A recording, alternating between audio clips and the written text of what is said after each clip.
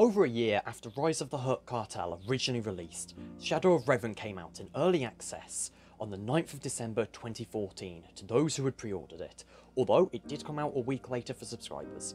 The expansion came with 2 new planets, as well as 2 new flashpoints, as well as 2 new operations and a complete story.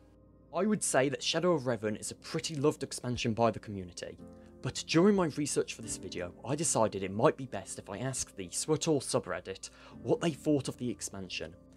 And on the most part, the results were pretty similar. One of the biggest complaints tends to be the actual story, or to be more specific with the villain Revan and the way he is handled, but I will touch on that within a few minutes. Just to be clear, it's not that the expansion story is bad or anything, in fact there's a lot of strong points to it, most notably the ending speech, and I really do love the story of this expansion. There are just some things that can't be overlooked in relation to it. This time we don't have 2 different faction-specific stories, but instead have a singular, unified story, something the next 2 DLCs would follow. We pick off in a similar fashion to last expansion, with us with our crew on our ship when we are drawn to the pirate planet of Rishi, where we find out someone has been telling people we are a pirate captain. Soon we find out that this was a scheme created by Ferren Shan to lead us to him, Jakaro, and Lana Beniko, as they have uncovered the Revanite conspiracy on Rishi. We also got a small continuation with our class stories, with each class getting a mission which brought back characters from the main game, and all around was a great callback to our earlier adventures. This would eventually lead us to creating a temporary truce between the Sith Empire and the Republic, so that they could strike against Revan. This takes us to Yavin 4, where we fight battle after battle to give ourselves a chance to strike against Revan himself. Oh, and Revan's Force Ghost appears. I can't ignore this anymore, can I? The handling of Revan himself in the expansion is, well, it's kind of controversial.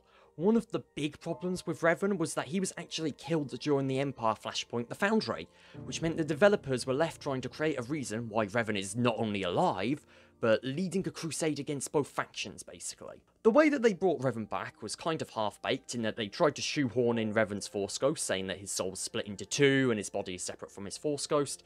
It's all kind of odd, and odd is the best way to describe Revan's behaviour in the entire expansion, as this is probably one of people's biggest problems. He acts so sort of out of character depending what we'd imagine he would act and how he should really be acting. Revan does have a good menacing presence though, but I'm not really too sure how much of that is down to his actual portrayal in the expansion, or how much of that is down to the significance of Revan himself as a character. But one of my favourite moments in the entire game is when you finally come face to face with Revan and battle him inside the Yavin Temple. The expansion added 2 new planets, the Pirate Bay of Rishi and the iconic Yavin 4. Rishi is all around a pretty good planet. The central city-like area of the planet feels really chaotic and almost maze-like. The entire area just feels cramped and hard to navigate at times, which is perfect for a pirate bay. The rest of the planet looks nice too, with it not falling into the trap of some other planets such as Hoth, where the detail is lost in the more open zones, managing to keep nice detail throughout without it getting too boring.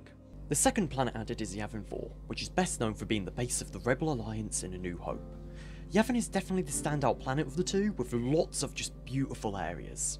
This planet also had a cross-faction hub of sorts, where players from both factions could walk around and peacefully be in the same area. Both planets had reputation vendors, which sold decorations and armour depending on your reputation rank with each planet's certain factions, as well as some daily quests, with Yavin 4 being the main questing area. Something else that was changed was the way that all classes played, by getting rid of the previous skill tree and instead replacing it with an all-new discipline system. This system has stuck around to this day, with each subclass getting 3 disciplines that they can spec into, as well as at set levels getting a point that they can use on utility points that change abilities or upgrade them. The developers said that the reason for this change was, and I'm quoting here, for stronger and earlier role specialisation, more utility, more flexibility, better balance, and more development time for class improvements. And I can't really argue with this. The skill tree system wasn't awful or anything, it just wasn't particularly great, or even, it was just sort of in the middle, and this system definitely is much better than that. Unlike Rise of the Hutt Cartel, Shadow of Revan did actually launch with flashpoints. 2 to be precise, Bloodhunt and the Battle of Rishi. Bloodhunt saw us dropped into an arena of sorts, with us having to prove ourselves by defeating 3 challenges and a Mandalorian couple before we were allowed to face Shae Vizsla herself. The second flashpoint, Battle of Rishi, saw us fighting our way through Revanite territory, defeating enemy after enemy before a great boss fight against a walker. There was also a major change to flashpoints that I really can't ignore: the introduction of solo mode flashpoints.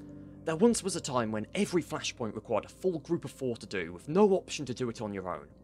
This did mean that sometimes you would be put with people who wanted to do the flashpoint as quickly as possible, so they would continually push for you to skip cutscenes and stuff, and it could lead to a couple of problems if you wanted to experience the story yourself. The answer the developers created was to add the ability to do certain flashpoints in a solo mode, which was welcomed by some and despised by others.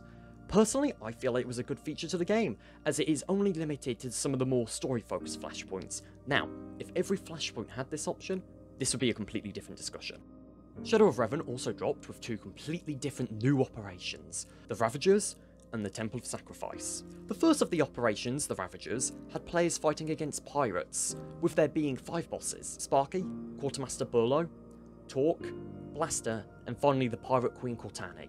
The second operation that came with the expansion allowed us to fight the leadership of the Revanites. In fact, you had an option in the main expansion story to either do a bunch of side quests to get an easier version of the Revan fight that you can do on your own with AI help, or you could do the operation instead. Like the Ravagers, the Temple of Sacrifice also came with 5 bosses: Malafar the Savage, Sword Squadron Unit, the Underlurker, Revanite Commanders, and finally Revan himself.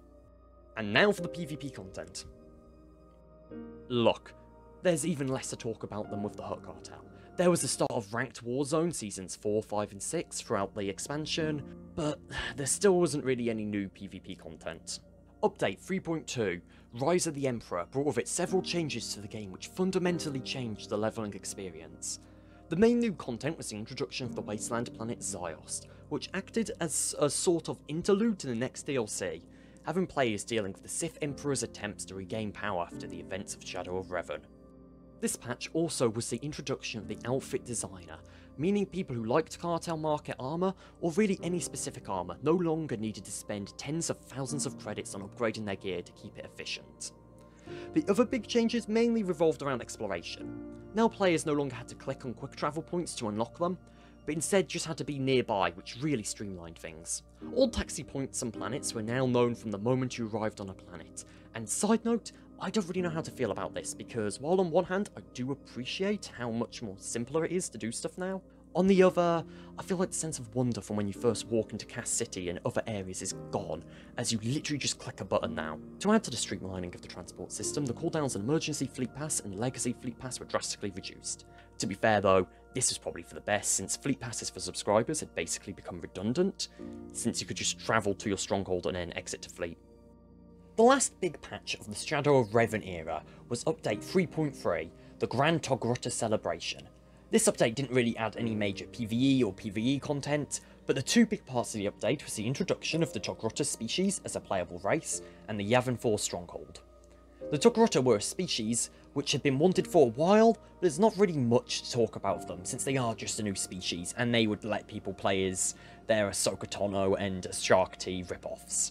The new stronghold, Yavin 4, is one of my favourite strongholds in the entire game, and look, it just looks really good and I love it. Shadow of Revan is to many the highest point of the game, with the expansion having added a lot of content for both groups and individuals. Players would not have to wait long though for the continuation of the story, as in October 2015, Knights of the Fallen Empire was released, but well, that's a video for another day coming fairly soon, so subscribe as to not miss it.